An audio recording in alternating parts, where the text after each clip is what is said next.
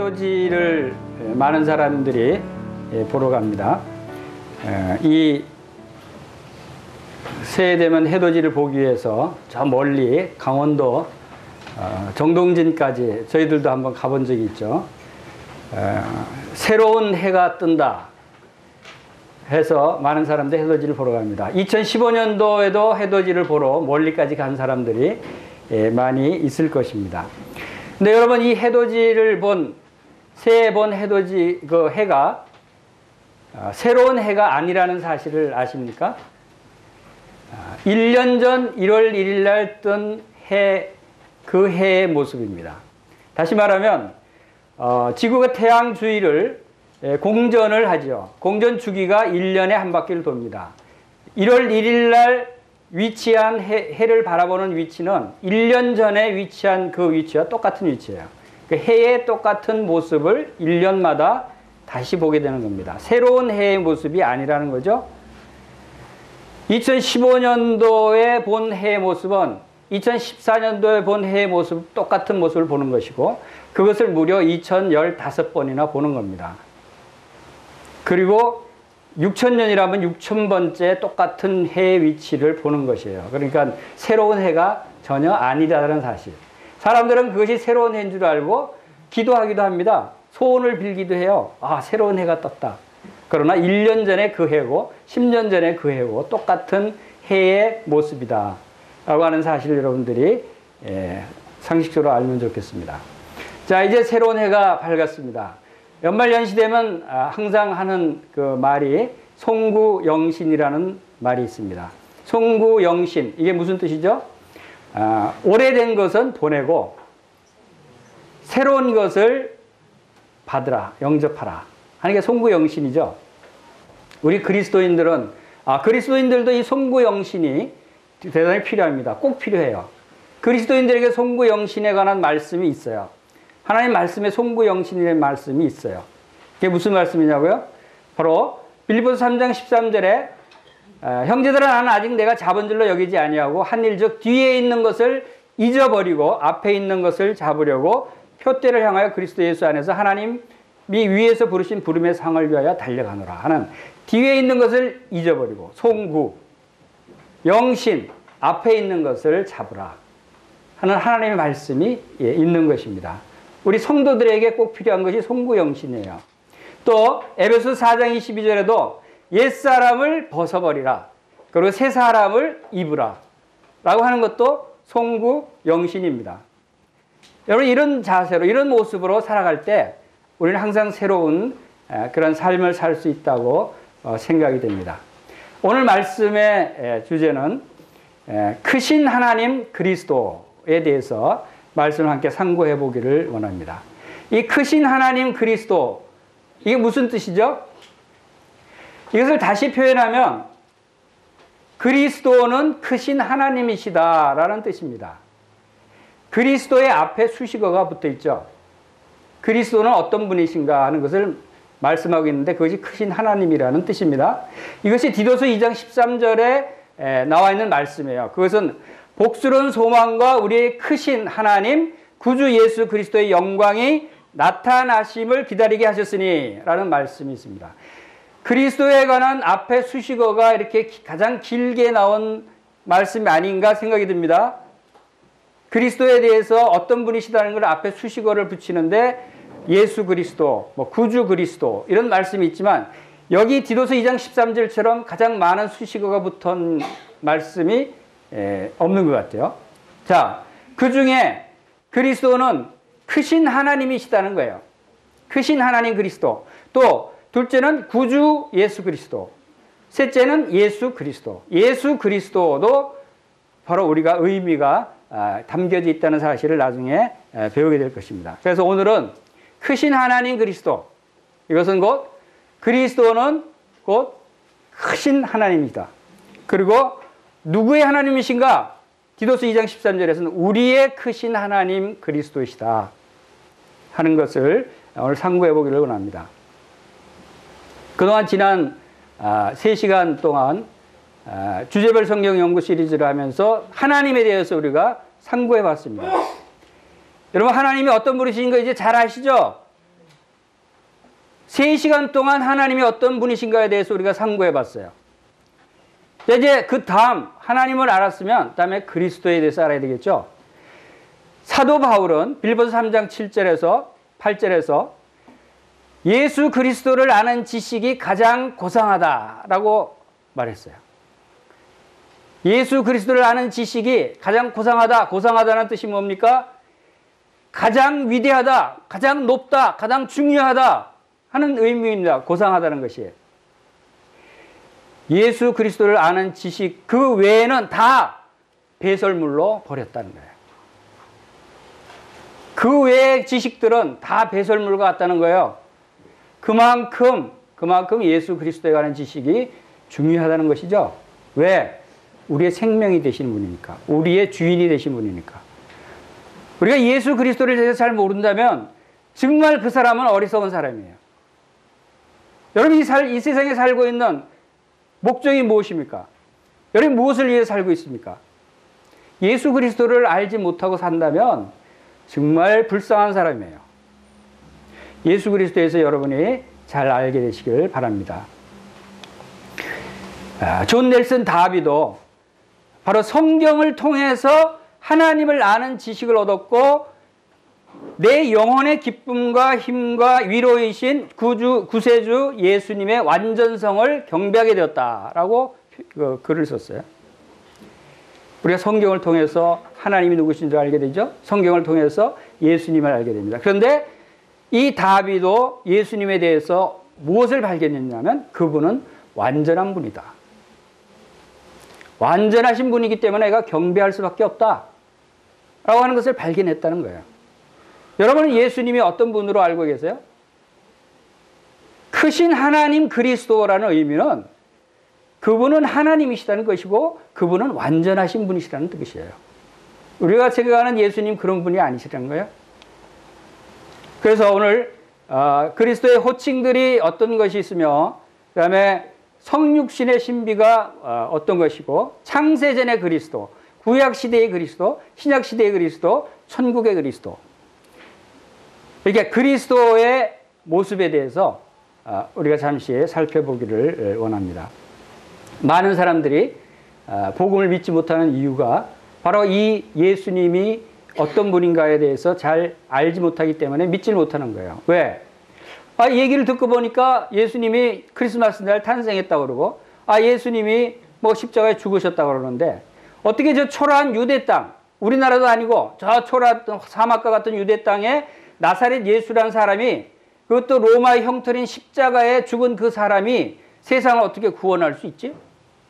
이렇게 생각하는 거예요. 그래서 믿지 못하는 거예요. 어떻게 그분의 십자가가 우리의 죄와 용서와 무슨 관계가 있느냐? 또 어떻게 육체적으로 살아났다는 것을 믿을 수 있냐? 이렇게 생각하는 거예요. 그러니까 예수님을 믿지 못하는 거예요. 어떻게 동정녀 탄생이 생물학적으로 어떻게 가능하냐? 어떻게 빵 5개하고 물고기 2마리로 5,000명을 먹이고도 남길 수 있느냐? 그건 이해할 수 없다. 어떻게 물리로 걸 수 있고 어떻게 죽은 자를 살릴 수 있느냐? 그런 것 같잖아요. 당연하잖아요. 인간적인 생각에서 볼 때. 그것은 예수님이 누구신지, 특히 예수님이 성육신한 하나님이신라는 사실을 알지 못하기 때문에 그런 생각을 하는 거예요. 여러분 정말 예수님이 성육신한 하나님이신 사실을 믿어야 되는 것입니다. 예수님의 호칭에 대해서 잠시 살펴보겠습니다. 예수. 자, 예수라는 의미는 하나님께서 구원하신다라는 의미예요. 그것이 마태복음 1장 21절에 나와 있는 말씀이죠. 그리고 그리스도. 그리스도라는 의미는 메시아, 기름 부음을 받은 자라는 의미입니다. 그의 구약에는 기름 부음을 누구에게 줬냐면 선지자들에게, 대제사장에게, 왕에게 기름 부음을 줬어요. 그래서 이것이 예수님의 직분에 관해서도 관련이 있는 것입니다. 그리고 예수님은 하나님의 아들이라고 말씀하고 있습니다. 그리고 예수님을 구주, 구원의 주라고 부르고 있습니다. 바로 우리가 읽은 대로 크신 하나님 구주 예수 그리스도의 영광이 나타나심을 기다리게 하셨다. 바로 우리를 구원하신, 세상을 구원하신 구주시다. 그리고 인자라는 표현을 예수님 자신이 또 사용하셨습니다. 인자는 사람의 아들이라는 뜻이죠. 그리고 하나님의 어린 양, 하나님의 어린 양이라는 표현은 무엇을 의미하냐면 바로 이 세상 죄를 지고 가는 제물, 어린 양 같은 제물이다. 제물을 의미하는 것입니다. 하나님의 어린 양이라는 표현도 많이 나옵니다. 심지어는 요한계시록에도 하나님의 어린 양을 많이 표현하고 있습니다. 그것은 곧 우리의 제물이 되시고 우리를 구원하신 희생 양이 되셨다. 그분이 바로 그리스도시다라고 하는 것을 의미하는 것입니다. 자, 성육신의 신비. 자, 요한복음 1장 말씀을 우리가 보면은 태초에 말씀이 계시니라 하고 하신 것은 그 말씀의 영원성을 나타내고 이 말씀이 하나님과 함께 계셨으니 말씀의 인격성을 표현하는 것이죠. 이 말씀은 곧 하나님이시니라. 말씀의 신성과 만물이 그로 말미암아 지은 바 되었으니 말씀으로 창조하신 그 말씀의 창조성. 그 안에 생명이 있었으니 생명의 말씀을 생명을 부여하는 말씀이다라고 하는 사실. 그리고 이 생명은 사람들의 빛이라. 바로 말씀은 빛이라는 것은 드러내는 것입니다. 밝혀주는 것입니다. 그래서 이 말씀은 드러내는 것이다라는 것을 의미하는 것이고, 그 다음에 말씀이 육신이 되어라는 표현이 요한복음 1장 14절에 있습니다. 이것이 성육신하신 말씀이라는 의미입니다. 말씀이 육신이 되어 우리 가운데 거하시며 우리가 그 영광을 보니 아버지의 독생자의 영광의 은혜와 진리가 충만하더라라고 14절, 또 18절에서는 본래 하나님을 본 사람이 없으되 아버지 품속에는 독생하신 하나님이 나타내셨느니라. 자, 이 중요한 열쇠는 예수 그리스도가 누구신가? 그분이 과연 그러한 많은 기적들을 행하시고 그분이 이 세상의 구세주가 될 수 있는 분이시다라고 하는 것을 신뢰하기 위해서는 바로 그리스도가 하나님이신데 그 하나님이 이 세상에 육신을 입고 오신 분이시다라고 하는 것에 중요한 초점이 있는 것입니다. 그 사실을 깨닫지 못하면 예수님 하신 일이 전부 이해가 되질 않는 거예요. 그래서 말씀 전체가 이해가 되지 않고 믿음을 가질 수가 없는 것입니다. 예수 그리스도는 육체 가운데 나타나신 하나님이시다. 우리 다 같이 따라해 봅시다. 시작. 예수 그리스도는 육체 가운데 나타나신 하나님이시다. 이것이 예수님을 믿는 우리들에게 가장 필요한 말씀이에요. 그분이 하나님이라는 사실을 우리가 깨닫고 의식하지 못하면 우리가 그분을 완전히 신뢰할 수 없는 것이에요. 기적 중에 기적은 하나님이 육체 가운데 나타나셨다는 바로 그것입니다. 신비 중에 신비입니다. 이것은 기이한 일 중에 기이한 일이고 은혜 중에 은혜가 바로 하나님이 육체 가운데 나타나셨다. 그분이 예수 그리스도시다. 이것이 우리가 예수님을 아는데 가장 중요한 것입니다. 예수님도 자신이 친히 요한복음 5장에서 말씀하신 부분들이 있습니다. 예수님과 하나님과 동등하시다는 말씀을 하셨는데 일에 있어서 동등하시다고 말씀하셨어요. 아버지께서 하시는 일을 보지 않고는 아무것도 스스로 할 수 없나니 아버지께서 행하시는 것을 아들도 그와 같이 행하느니라 하면서 일에 있어서 동등하심을 말씀하셨어요. 그리고 지식에 있어서 하나님과 동등하셔요. 아버지께서 아들을 사랑하사 자기가 행하시는 것을 다 아들에게 보이시고 또 그보다 더 큰 일을 보이사 너희를 놀랍게 여기게 하시리라. 하나님께서 다 아들에게 모든 것을 보이시고 공유하신다는 것이죠. 그 다음에 부활에 있어서 동등하시다. 그것은 바로 죽은 자를 이렇게 살리고 같이 아들도 원하는 자를 살리느니라. 그리고 이제 심판에 있어서 하나님과 동일하신 그런 분이시다. 아버지께서 아무도 심판하지 아니하시고 심판을 다 아들에게 맡기셨다. 바로 요한복음 5장에서 주님께서 이렇게 여러 가지 말씀으로 하나님과 동등됨을 자신이 증거하셨어요. 또 영광에 있어서 또 중생에 있어서 내가 진실로 진실로 너에게 이르노니 내 말을 듣고 나 보내신 이를 믿는 자는 영생을 얻었고 심판에 이르지 아니하니 사망에서 생명으로 옮겼느니라. 내 말을 듣고 누구를 믿는 자라고 그랬죠? 나 보내신 이를 믿는 자. 나 보내신 이가 누구죠? 하나님이십니다. 예수님께서 예수님의 말씀을 듣고 예수님 자신을 보내신 그 하나님을 믿는 자가 영생을 얻는다는 거예요. 예수님만 믿어서 되는 것이 아니라는 것이죠. 예수님을 믿는다고 하는 사실은 곧 그분이 하나님이시라는 사실을 믿는다는 것을 포함해야 되는 거예요. 이것을 포함하지 않으면 그 믿음이 헛된 믿음이 될 수 있다. 그리고 자존에서의 동등하심. 하나님은 스스로 계신 자라고 우리가 그 말씀을 상고해 봤습니다. 스스로 계신 분이셔요. 근데 예수님도 바로 스스로 계시고 자존하시고 그 생명이 하나님의 생명으로 계시는 분이시다. 그리고 예수님 자신이 또 요한복음 14장에서 빌립이 아버지를 보여주십시오 라고 얘기했을 때 예수님, 빌립아, 네가 이렇게 오래 너희와 함께 있을 때 네가 나를 알지 못하냐. 나를 본 자는 아버지를 보았거늘 어찌하여 다시 아버지를 보이라 하느냐. 예수님을 본 자는 아버지를, 하나님을 본 자라는 것입니다. 여러분, 예수님을 생각할 때 하나님을 생각하시기 바랍니다. 그 예수님이 하나님이라는 사실을 우리가 삼위일체에서도 우리가 살펴봤습니다. 삼위일체가 중요한 교리인 것은 바로 그리스도는 하나님이시다라는 사실이죠. 자, 이렇게 예수님에 대해서 많은 사람들이 성경을 연구합니다. 예수님을 알기 위해서. 너희가 성경에서 영생을 얻는 줄 생각하고 성경을 연구하거니와 이 성경이 곧 내게 대해 증거하는 것이다. 바로 이 성경 말씀이 곧 예수님에 대해서 증거하는 것이다 라고 말씀하십니다. 오늘 2015년 1월 4일 첫 주일이죠. 자, 우리가 지금 있는 시점이 2015년입니다. 2015라고 하는 그 숫자는 무엇을 의미합니까? 바로 달력에서 서기라고 표현하지만 그것은 주후 2015년이라는 의미입니다.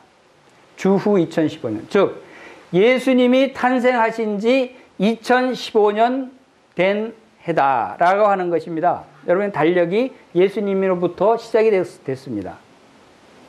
주후 2015년. 그래서 주전은 BC, 또 주후는 AD로 표현합니다. 그래서 주전 4000년. 주님 보시기 4000년 전에 에덴 동산에서 아담과 하와가 태어났어요. 그리고 지금 우리가 살고 있는 이 시점은 주후 2015년입니다. 시간의 시작과 시간의 끝, 여기에 중심에는 예수님이 그리스도께서 계시다는 사실입니다. 인류 역사의 중심이고 우주의 중심이고 영원한 세계의 중심이 바로 예수 그리스도시다. 이러한 사실을 우리가 기억해야 하는 것입니다. 바로 창세 전부터 또 우주를 창조하시고 이 지구를 창조하시고 영원 후까지의 이 모든 세계에 있어서 예수 그리스도는 하나님과 동등하게 삼위일체 하나님께서 존재하셨고 또한 역사하시고 인도하시고 지금도 살아계시다라고 하는 사실을 우리가 알 수 있는 것입니다. 그래서 우리가 그 하나님의 속성에 대해서 우리가 살펴봤을 때 하나님의 속성은 바로 예수 그리스도의 속성이 되는 것입니다. 예수 그리스도가 어떤 분이신가 하는 것은 하나님이 어떤 분이신가를 우리가 생각하면 예수님이 어떤 분인가를 알 수 있어요. 자, 우리가 하나님의 속성을 살펴봤듯이 바로 그리스도도 자존하시는 분이십니다. 영원하신 분이십니다. 그리고 무한하시고 전능하시고 전지하시고 편지하시고 불변하신 분이십니다. 그리고 자족하신 분이시고 주권자이신 그리스도이십니다. 하나님에게 붙였던 이 하나님의 속성이 그대로 그리스도에게 우리가 적용할 수 있는 것입니다. 그것이 바로 예수 그리스도의 하나님 되심을 나타내는 것입니다. 우리가 이 그림을 지난번에 살펴봤듯이 이 지구의 출구는 바로 그 지옥, 죄인들의 출구는 지옥으로 가는 길 하나밖에 없다고 얘기했습니다. 그러나 그 하나밖에 없는 출구 가운데 이제 새로운 출구를 그리스도께서 십자가에 나타내 보이셨어요. 그리스도의 십자가는 바로 그리스도의 이 상대적인 속성을 또 우리에게 표현해 주고 있습니다. 바로 이 십자가를 통해서 거룩하시고 의로운 그리스도를 우리가 알 수 있고 또 사랑이신 그리스도를 알 수가 있고 은혜로우시고 자비로우시고 선하시고 진리이신 그리스도, 인내하시고 또 이제 지혜로우신 그리스도, 하나님께서 우리에게 나타내시는 이러한 속성들이 우리가 그리스도를 통해서 또한 알 수 있다라고 하는 것을 우리가 볼 수 있습니다. 우리의 시야를 우리의 영적인 시야를 넓혀야 된다고 말씀드렸어요. 우리는 이 세상에 잠시 살다가 끝나는 인생이 아니라는 것입니다. 우리는 영원한 세계에 살고 있습니다. 우리의 과거는 영원한 곳에 있습니다. 어떻게 우리의 과거가 영원한 곳에 있죠? 그것은 창세전에 하나님께서 이미 우리를 택하셨다는 거예요. 우리를 예정하셨다는 거예요. 그래서 이미 그리스도와 함께 우리는 영원 전부터 예정되어 있었다라고 하는 것을 알 수가 있습니다. 그래서 오늘 창세전에 계셨던 그리스도의 모습, 또 구약시대에 나타나신 그리스도의 모습, 신약시대의 그리스도의 모습, 천국의 그리스도의 모습, 이 모습들을 하나님의 말씀을 통해서 살펴볼 것입니다.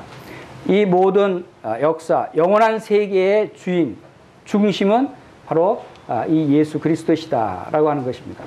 먼저 창세전, 이 세상이 창조되기 이전에 그리스도의 모습은 어떤 모습으로 말씀하고 계시는가? 그것은 요한복음 17장 5절에서 예수님이 바로 말씀하신 것이 창세전부터 하나님의 영광을 함께 누리고 계셨다고 말씀하셨어요. 아버지와 창세전에 내가 아버지와 함께 가졌던 영화로서 지금도 아버지와 함께 나를 영화롭게 하옵소서. 예수님은 하나님과 함께 창세전부터 영화를 누리고 계셨어요. 창조전부터 하나님과 함께 계셨어요. 이 세상을 창조하실 때 예수님은 하나님과 함께 창조하셨어요. 그리고 하나님이 이르시되 우리의 형상을 따라 우리의 모양대로 우리가 사람을 만들자. 그 우리가 바로 하나님과 아들 예수 그리스도와 성령님을 의미하는 것입니다. 그리고 영원부터 오신 분이시다. 미가서 5장 2절에는 그분의 근본은 상고의 영원에 있느니라 라고 말씀하고 있어요.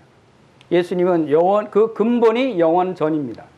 그리고 스스로 계신 분이시다라고 말씀하십니다. 하나님이 출애굽기 3장 14절에서 모세에게 말씀하셨듯이 예수님도 요한복음 8장 58절에서 이렇게 말씀하십니다. 예수께서 이르시되 진실로 진실로 너에게 이르노니 아브라함이 나기 전부터 내가 있느니라 라고 말씀하셨어요. 예수님이 스스로 있는 분이시라는 것을 표현하신 거예요. I am who I am. 예수님은 바로 스스로 계신 분이시다. 하나님만이 하실 수 있는 말이에요. 이거는 이 세상 어떤 사람이 이 말을 할 수 있겠어요? 그러나 예수님은 이 말씀을 하셨어요. 왜? 그분은 하나님이시니까. 그리고 그분은 창조주 그리스도시다는 사실을 우리가 많은 부분에서 볼 수 있습니다. 그중에 골로새서 1장 6절에도 만물이 그로 말미암고 그를 위하여 창조되었다라고 말씀을 하고 있습니다. 이제 두 번째, 구약시대의 그리스도의 모습. 구약시대에는 그리스도가 탄생하지 않으셨는데 어떻게 우리가 그리스도의 모습을 알 수 있느냐? 그렇죠? 그러나 놀랍게 구약 성경에 굉장히 많은 말씀이 그리스도의 모습에 대해서 말씀하고 있는 사실을 우리가 살펴볼 수가 있습니다. 먼저 그리스도에 대한 구약의 상징으로 나타낸 몇 가지를 살펴보면, 에덴 동산에서 아담과 하와가 범죄했을 때 하나님께서 가죽옷을 지어 입혀줬어요. 가죽옷. 그것은 바로 그리스도의 희생 제물을 상징하고 있는 것이다 라고 우리가 알 수 있죠. 노아의 방주, 이 세상을 심판하셨는데 그 중에 노아와 그 가족들을 방주에서 구원하셨어요. 이 노아의 방주는 이 온 세상을 심판하실 때 우리를 구원할 예수 그리스도를 상징적으로 나타내고 있었어요. 멜기세덱 제사장, 이것은 우리의 영원한 대제사장이신 그리스도를 상징적으로 나타내셨다는 것이죠. 그리고 구리뱀, 모세가 광야에서 구리뱀을 들은 것도 바로 주님께서 친히 말씀하셨듯이 모세가 광야에서 뱀을 든 것 같이 인자도 들려야 하리니 라고 말씀하셨어요. 바로 그 구리뱀을 쳐다본 사람들이 살았듯이 십자가에 높이 달리신 예수 그리스도를 바라보는 자는 죽음에서 다시 생명으로 살아난다는 것이죠. 그리고 만나, 하늘에서 내린 만나는 생명의 양식, 생명의 떡인 그리스도를 나타내고, 반석에서 나오는 생수도 바로 그리스도로부터 나오는 영원한 생수를 나타내는 것입니다. 그리고 성막, 성전, 또 그 안에 있는 기구들, 제사, 규례들, 많은 부분에서 바로 예수 그리스도를 상징하고 말씀하고 있었다는 것을 우리가 성경에서 알 수 있어요. 그리고 직접 바로 예수 그리스도의 오실 것을, 또 그분이 어떤 분이시고 그분이 어떤 모습으로 어떤 일을 하실 것에 대해서 많은 부분에서 구약에 예언을 하셨어요. 그분이 사람 되심에 대해서 여자의 후손으로 오실 것을 창세기 3장에서 말씀하시고, 또 그분의 혈통이 셈족으로 오실 것에 대해서 말씀하시고, 그분의 백성은 아브라함에게 약속하신 바로 이스라엘 백성들에 대해서 아브라함에게 약속하신 그 말씀을 나타내고 있습니다. 그 다음에 그분이 나타나실 지파는 유다 지파일 것이다 라고 하는 것을 창세기 49장에서 규가 유다를 떠나지 아니하며 통치자의 지팡이가 그 발사에 떠나지 아니하기를 실로가 오시기까지 이르르니 그에게 모든 백성이 복종하리로다. 바로 유다 지파로 오실 것을, 실로가 오실 것을 예언하신 것입니다. 그리고 그분의 가문은 다윗의 후손으로 오실 것을 말씀하시고, 그분의 고향은 어디서 태어날 것인가에 대해서도 예언하셨어요. 베들레헴 에브라다야 너는 유대족 중에 작을지라도 라고 하면서 그의 근본은 상구의 영원에 있느니라. 영원으로부터 오시는 그리스도께서 베들레헴에 탄생하실 것을 예언하고 있습니다. 그리고 이사야서 9장 6절에서는 전능하신 하나님이시다. 그 오실 그 아기는, 이는 한 아기가 우리에게 낳고 한 아들을 우리에게 주신 바 되었는데 그의 어깨는 정사를 메었고 그 이름은 기묘자라 모사라 전능하신 하나님이라 라고 말씀하십니다. 그리고 영존하신 아버지라 평강의 왕이라 할 것이라. 그리스도께서 크신 하나님이시다는 사실이 이미 구약에서부터 예언돼 왔다는 사실입니다. 그리고 그날은 바로 다니엘이 말한 70일에와 관련이 있는, 바로 70일에 후에 69일에가 지난 후에 바로 그리스도께서 오시고, 그리스도께서 바로 이 세상에서 끊쳐질 것을 말씀하고 있습니다. 그리고 그분이 탄생은 처녀에게 탄생하실 것이다. 이것은 당시만 해도 이해할 수 없는 그런 말이었어요. 그렇죠. 처녀에게 어떻게 아기가 납니까? 그러나 이사야서 7장 14절에서 주께서 친히 징조를 너에게 보여주실 것이다. 보라, 처녀가 잉태해 아들을 낳을 것이요 그 이름을 임마누엘이라 하라. 동정녀 마리아에게 탄생하실 것을 이미 예언하셨다는 것입니다. 그리고 그 이름을 이미 말씀하셨어요. 임마누엘. 임마누엘이 무슨 뜻입니까? 네, 하나님이 너희와 함께 하신다는 뜻입니다. 하나님이 함께 하시리라. 그리스도는 크신 하나님이십니다. 하나님이 우리와 함께 하시는 분이 그리스도시라는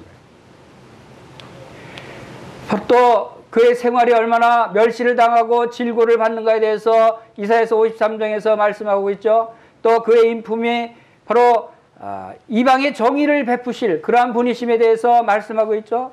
또 그는 버림을 받고 찔림을 받을 것에 대해서 이사야서 53장 5절에서 말씀하고 있습니다. 이사야서 53장 5절 다 같이 한번 읽어보겠습니다. 시작. 그가 찔림은 우리의 허물 때문이요 그가 상함은 우리의 죄악 때문이라. 그가 징계를 받음으로 우리는 평화를 누리고 그가 채찍에 맞음으로 우리는 나음을 받았도다. 주님이 십자가에서 찔리고 상하고 징계를 받고 고난을 당하신 것이 이미 이사야서 53장에서 자세히 예언되어 있고 기록되어 있었다는 것입니다. 바로 이것은 하나님의 경륜에 따라서 하나님의 계획에 따라서 오신 분이 바로 그리스도시다라고 하는 사실을 우리가 여기서 살펴볼 수가 있습니다. 그리고 그분의 죽음에 처한 상태가 바로 곤욕과 신문을 당하고 끌려갔으나 라고 곤욕과 신문을 당하는 그러한 모습까지도 예언이 되어 있어요. 그리고 그분의 죽음의 목적이 바로 우리의 죄를 담당하시게 한 것이다 하는 것을 이사야서 53장에 말씀하고 있습니다. 우리는 다 양 같아서 그릇 행하여 각기 제 길로 갔거늘 여호와께서는 우리 모두의 죄악을 그에게 담당시키셨도다. 이미 이사야서에서 예언하셨어요. 그 예언하신 대로 주님께서는 자기 자신이 스스로 십자가에 못 박히신 것입니다. 사실을 사람들이 알지 못하고 믿지 못하기 때문에 바로 예수 그리스도를 믿지 못하는 것이에요. 바로 그분은 부활하시고 승천하실 것에 대해서도 바로 구약에서 예언하시고 또 그분이 감람산에 재림하실 것에 대해서도 이미 구약에 다 예언이 되어 있다는 사실입니다. 이러한 사실을 근거로 그리스도께서 오셨어요. 많은 사람들이 바로 이 성경을 신뢰하지 않고 이러한 말씀들을 알지 못하기 때문에 그리스도에 대해서 그들이 신뢰하지 못하는 것이다 라고 생각이 되집니다. 구약 성경에서는 하나님은 말씀하셨어요. 그리스도에 대해서 많은 말씀을 하셨어요. 많은 상징들을 주셨어요. 그리고 신약 성경에서 하나님은 자신을 나타내셨습니다. 이것이 바로 성경 전체를 통해서 바로 하나님께서 그리스도에 대해서 말씀하고 있는 부분입니다. 바로 이제 신약 시대의 그리스도에 대해서 우리가 살펴보겠습니다. 그분은 탄생과 또 공생애를 시작하시면서 많은 일들을 행하신 것과 죽음과 부활과 승천과 재림과 통치에 대해서 어떻게 하실 것인가에 대해서 성경에 말씀하고 있는 것입니다. 여러분들은 예수 그리스도에 대해서 예수 그리스도를 아는 지식이 여러분에게 가장 고상한 지식이 되기를 바랍니다. 여러분들이 예수 그리스도를 아는 지식을 사모하시기를 바랍니다. 그 외에 어떤 더 가치 있는 지식이 없다는 것입니다. 더 좋은, 더 놀라운, 더 위대한 지식이 없다는 것입니다. 사도 바울은 그것을 깨달았어요. 예수님의 탄생, 12월 25일은 예수님의 탄생일로 많은 사람들이 축하합니다. 그러나 그분의 탄생이 무슨 의미인지 그것을 알지 못하고 자기들의 즐거움에 사용하고 있습니다. 얼마나 불행한 일입니까? 그리스도는 바로 말씀의 육신이 되어 우리 가운데 거하시며 우리가 그의 영광을 보니 아버지의 독생자의 영광이요 은혜와 진리가 충만하더라. 바로 베들레헴에서 태어난 아기는 바로 하나님이셨습니다. 여러분 한번 상상을 해보세요. 생각을 해보세요. 아기가 태어나는데 그분이 하나님이시다.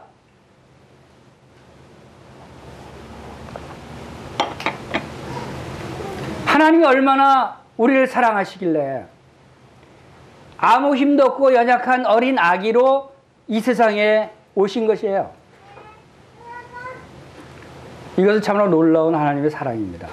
이것은 참으로 신비스러운 것이에요. 여러분들이 하나님이 아기로 이 세상에 우리를 위해서 오셨다. 이 사실을 기억하시기 바랍니다. 바로 우리와 함께 계시는,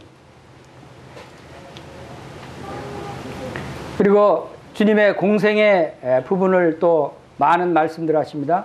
예수님이 공생의 시작은 예수님이 요단강에서 세례를 받으심으로 시작이 되시죠. 세례를 받으시고 물에서 올라오실 때 하늘이 열렸어요. 그리고 성령이 비둘기같이 내리고 또 하늘로부터 하나님의 말씀이 들려옵니다. 이는 내 사랑하는 아들이요 내 기뻐하는 자라. 바로 하나님의 삼위일체가 다 나타나셔서 바로 예수님의 공생애를 시작하시는 것을 말씀하십니다. 주님은 이 세상에서 많은 질병을 고쳐주셨습니다. 안전병이를 고쳐주셨죠. 중풍병자를 고쳐주시고 소경을 고쳐주시고 문둥병자를 고치시며 사람이 할 수 없는 그러한 일들을 주님이 하셨습니다. 자연을 다스리는 일을 나타내 보셨어요. 여러분 물리를 사람이 걸을 수 있어요? 폭풍을 잠잠하게 할 수 있어요? 예수님은 하셨어요. 그것은 무엇을 의미합니까? 그분이 바로 천지를 지으신 하나님이시라는 것입니다. 5,000명을 떡 5개와 물고기 2마리로 5,000명을 먹였다는 것은 무엇을 의미합니까? 단순한 기적이 아닙니다. 그것은 창조의 능력을 나타내 보이신 것이에요. 물로 포도주를 만들었다는 것이 무엇을 의미합니까? 단순한 이적을 행한 것이 아닙니다. 이것은 새로운 포도주를 창조하신 것입니다. 죽은 자를 살린 것, 새로운 생명을 줄 수 있는 것도 바로 창조자 하나님이십니다. 예수님은 많은 부분에서 신약 성경에서 자신이 어떤 분이라고 우리 말씀하셨습니다. 하나님이 우리에게 스스로 있는 자라고 말씀하실 때 우리는 하나님의 우리에게 필요한 모든 것이 되시는 분이시다 라고 말씀을 상고해 봤어요.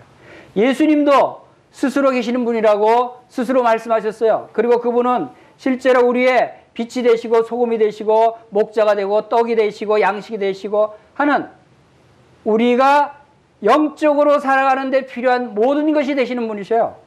무엇이 필요합니까 여러분? 선한 일을 하기 위해서 무엇이 필요해요?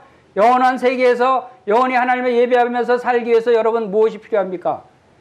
주님이 다 여러분의 필요를 채워주시고 여러분의 그분이 되실 수 있다는 거예요. 그분이 바로 스스로 계시는 분이셔요. 그분은 하나님의 아들이고 그리스도고 왕이고 제사장이고 우리의 길이요 진리요 생명이 되시는 분이라고 신약 성경에 그분에 대해서 말씀하고 있는 것입니다.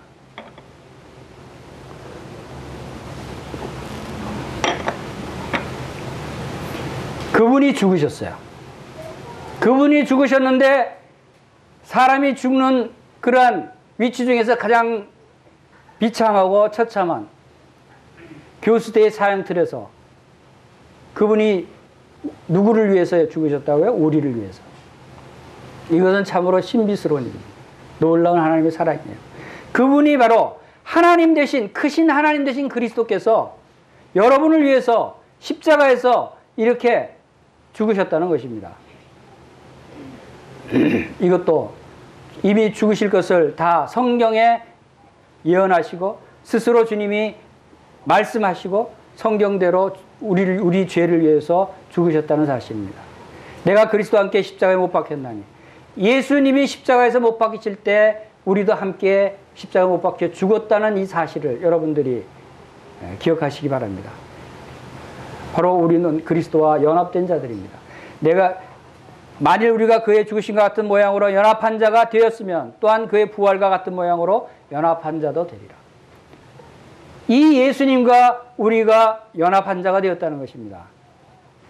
우리는 우리의 옛사람이 십자가에 죽었다는 것입니다. 그리고 주님이 부활하신 같이 우리도 부활했다는 사실입니다. 이 세상에는 바로 죄인들의 출구밖에, 지옥으로 향하는 출구밖에 없었어요. 죄인들이기 때문에 하나님의 영광에 이룰 수 없었던 모든 사람들이 다 죄로 말미암아 하나님께로 가까이 나아갈 수 없었어요. 그런데 비밀의 문이 생겼어요. 이것이 비밀의 문입니다. 왜 사람들이 예수님을 믿지 못합니까? 이렇게 말씀을 전하고 많은 것을 알려드리고 12월 25일을 예수 그리스도께서 탄생하신 날이라고 온 세상이 다 아는데도 불구하고 그 사람들이 예수 그리스도의 십자가를 믿지 않아요. 그것은 무엇을 의미하죠? 이것은 비밀이라는 것입니다. 알려졌지만 알지 못하는 비밀.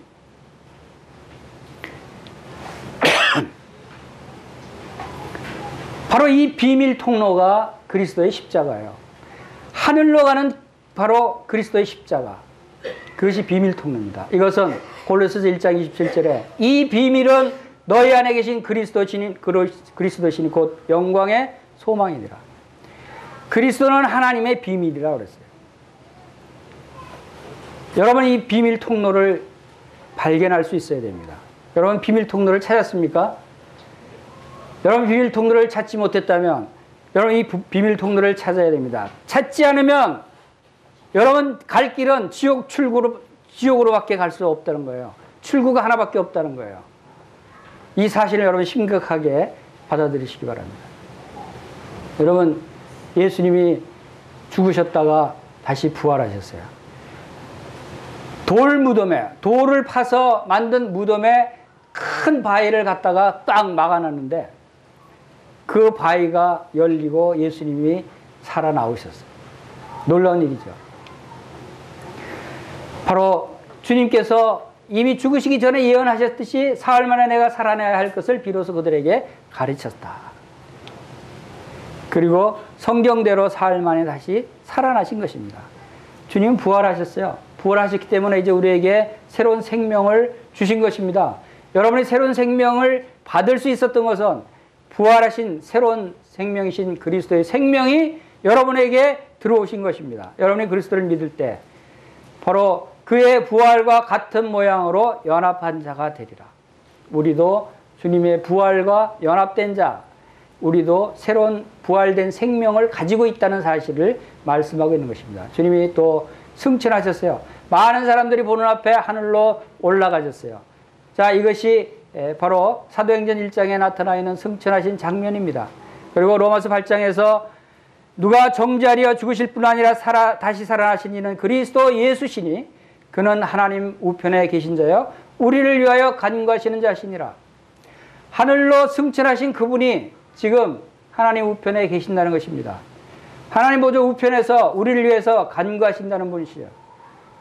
바로 히브리서 7장 25절에서는 바로 우리의 대제사장이시기 때문에 우리를 위해서 항상 간구하시는 우리의 대제사장이 있다는 거 말씀하고 있습니다.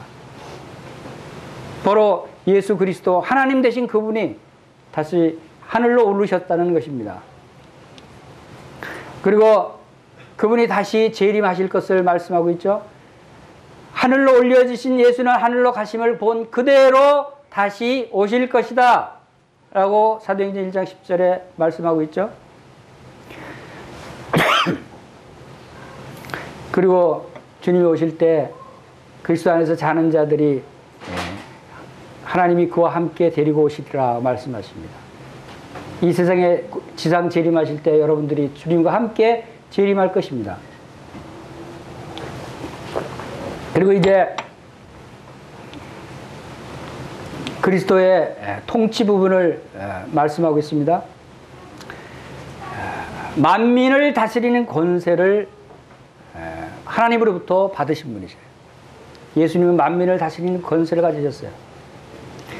마태복음 16장에서 인자가 아버지의 영광으로 선사들과 함께 오리니, 그리고 인자가 그 왕권을 가지고 오는 것을 볼 자들도 있느니라. 이제 다시 오실 그분은 왕으로 오시는 것입니다. 왕으로 오셔서 모든 만물 또 모든 사람들을 다스리는 분입니다. 근데 놀라운 것은 그분이 이 땅에 오셔서 모든 사람들을 다스릴 때 바로 우리도 그분과 함께 왕노릇 하리로다 하는 말씀을 주십니다. 1000년 동안 그리스도와 더불어 왕노릇 할 것입니다. 모든 성도들도 주님과 함께 통치권을 가지고 이 땅에 다시 임할 것을 말씀하고 있는 것입니다. 이제 구약시대, 신약시대 그리스도의 모습을 살펴봤어요. 이제 천국의 그리스도의 모습을 우리 잠시 살펴보겠습니다. 천국에 계신 그리스도는 어떤 분이십니까?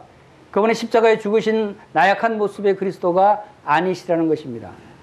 계시록 1장 10절에서 16절에서 그리스도의 모습을 사도 요한이 봤어요. 사도 요한에게 나타내 보이신 그리스도의 모습은 사도 요한이 그 모습을 보고 나서 어떤 반응을 보였어요?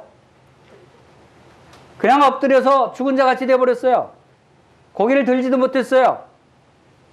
그리스도의 모습이 얼마나 위대하시고 광대하시고 어미하신 분이신지 두려워서 엎드려질 수밖에 없는 그런 모습이에요.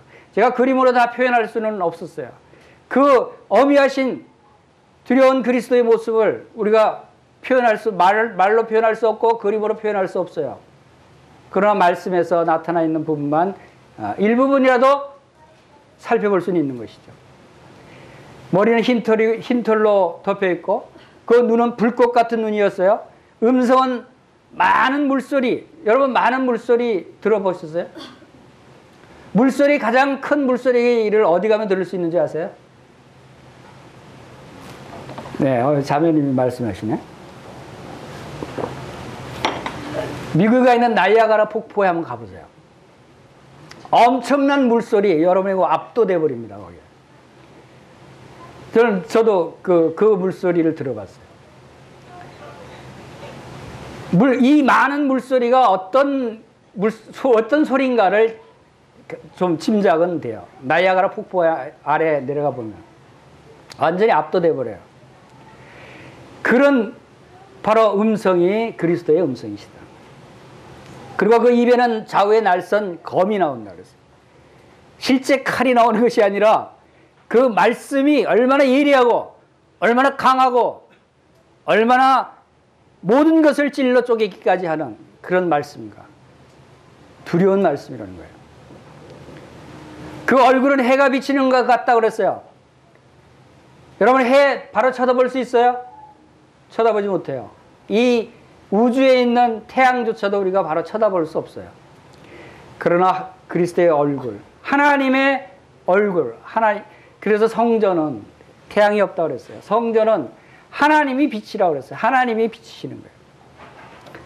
얼마나 아름답고 얼마나 눈부신 빛이시겠습니까? 그리고 가슴에는 금띠를 띠셨다고 그랬어요. 금띠는 왕, 주권자를 상징합니다. 이 놀라운 분이 바로 지금 천국에 우리를 기다리고 계시는 분이셔요. 오른손에 7뼈이 있고 발에는 끌리놓은 옷을 입으시고 발은 주석 같다. 주석은 강한 것을 표현하십니다. 이 모습을, 이 웅장한 모습을 사도 요한은 보고는 엎드러져 버렸어요. 죽은 자 같이 되었어요. 그러면서 주님이 말씀하십니다. 나는 처음이요 마지막이니 곧 살아있는 자라. 내가 전에 죽었었노라. 볼지어다 이제 세세토록 살아있어 사망과 음부의 열쇠를 가졌노니 라고 주님이 이 모습으로 말씀을 하셨어요. 주님은 처음과 마지막이 되시는 분이세요. 모든 것이 되신다는 거죠. 그런데 이분이 전에 죽었었노라고 말씀하세요. 무슨 뜻이에요?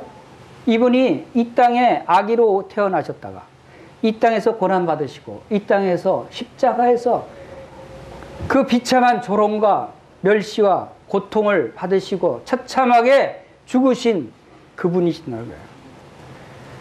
이 광대하시고 위대하신 분이 왜 그랬어요? 그것은 바로 여러분들의 죄를 담당하시기 위해서, 여러분들을 지옥 가는 것을 구원해서 천국에 가실 수 있도록 천국의 문을 열어주기 위해서 바로 이 위대하신 분이 십자가에서 죽었었던 것입니다. 여러분, 이 예수님을 믿으셔야 되는 겁니다. 이 예수님께 경배해야 되는 것입니다. 이 예수님께 감사드려야 되지 않겠어요? 우리가 믿는 예수님이 이렇게 놀라우신 분이세요.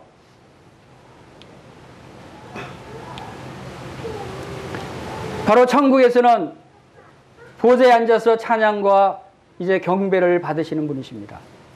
보좌 앞과 어린 양 앞에 서서 큰 소리로 외쳐 이르되 구원하심이 보좌에 앉으신 우리 하나님과 어린 양에게 있도다. 천국에서 영원토록 예배와 경배를 받으시는 그분이 바로 어린 양으로 경배를 받으시다. 무슨 뜻이라고 그랬죠? 어린 양이 우리를 위해서 희생 제물이 되신 분이시다.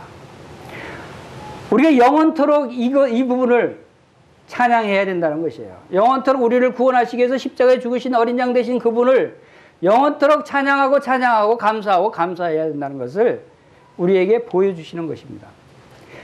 보좌 가운데 목자가 되시는 그리스도라고 말씀하십니다. 보좌 가운데 계신 어린 양이 그들의 목자가 되사 생명수 샘으로 인도하시고 우리를 영원한 생명수 샘으로 영원한 평안과 영원한 안식과 기쁨과 즐거움으로 영원토록 인도하시는 목자와 같은 그분이 바로 그리스도이시라는 것입니다. 다 같이 읽어보겠습니다. 시작. 일어나 빛을 발하라. 이는 내 빛이 이르렀고 여호와의 영광이 내 위에 임하였습니다. 이 놀라운 예수 그리스도, 이 놀라운 하나님이 바로 우리와 함께 하시는 것입니다. 우리에게 빛을 비춰주셨습니다. 우리에게 그 영광을 나타내 보이셨어요. 그럼 우리가 어떻게 해야 되겠어요? 이제 일어나야 될 때입니다. 그리고 빛을 발해야 되는 것입니다. 우리가 복음을 전하고 사랑을 전하고 우리가 그리스도인이라는 이 놀라운 사실을 나타내야 되는 것입니다. 위축되고 쭈그리고 앉아서 항상 피해 다니고 다른 사람 부러워하기나 하고 이런 사람들이 아니라는 것이죠. 우리는 이 놀라운 그리스도를 믿는 사람들이에요. 이 놀라운 하나님의 아들, 딸들입니다. 이분을 우리가 따르고 있는 것입니다. 이분의 가족이 된 것입니다. 스스로 계시고 영원 무궁하시며 전지전능하시고 또한 무소부재하시며 변하지 않으시고 또한 자존하시며 또한 천지의 주제가 되시는 하나님과 우리 주 예수 그리스도께서 오늘 참석하신 영등포교회 모든 성도님들과 또 이 말씀을 듣는 모든 분들에게 하나님의 영원하신 은혜와 평강을 허락해 주시고 또한 영원히 하나님 나라의 영생복락을 누릴 수 있는 영원한 생명을 누리게 하시고 영원토록 하나님을 섬기며 기뻐하며 즐거워하며 평강 가운데 하나님께 예배드리는 자로 주님께서 인도하시고 축복해 주시기를 간절히 원합니다. 이 시간을 함께 하신 것을 감사를 드리며 우리 구주 예수님의 귀하신 이름으로 감사하며 기도하옵나이다. 아멘.